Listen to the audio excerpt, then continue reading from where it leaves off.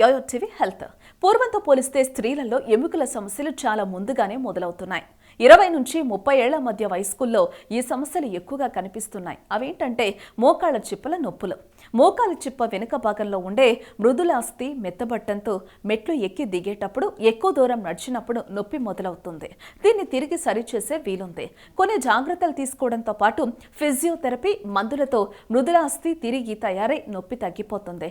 కానీ ఎముకలు అరగటం ఒకసారి మొదలు పెడితే దాన్ని తిరిగి సరిచేసే పరిస్థితి ఉండదు. ఈ అరుగుదల వేగాన్ని తగ్గించవచ్చు, కానీ పూర్తిగా ఆపలేం. ఇక మడమ నొప్పి, మడమశూల అని కూడా ఈ నొప్పిని పిలుస్తారు. పాదంలోని మడమతో అనుసంధానమై ఉండే నరం మీద ఒత్తిడి పట్టడం వల్ల ఈ నొప్పి మొదలవుతుంది. ఈ సమస్య రాకుండా ఉండాలంటే పాదాలకు సౌకర్యంగా ఉండే మెత్తని చెప్పులు వేసుకోవాలి.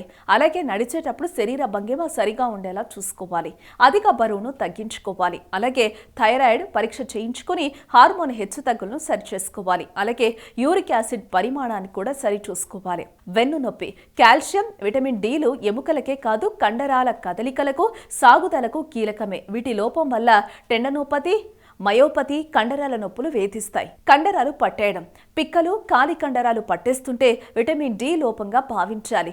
ఇలాంటప్పుడు వైద్యులను కలిసి పరీక్షలు చేయించుకుని లోపాన్ని సరిదిద్దాలి. ఆధునిక జీవితం, అనారోగ్య సమస్యలు, ప్రతి ఒక్కరికి ఏదో ఒక తెలియని సమస్య. చిన్న చిన్న చిట్కాలతో మంచి ఆరోగ్యాన్ని మీ సొంతం చేసుకుందాం అనుకుంటున్నారా? ఇంకెందుకు ఆలస్యం, వెంటనే మా యోయో హెల్త్ ఛానల్ ని సబ్స్క్రైబ్ చేసుకోండి.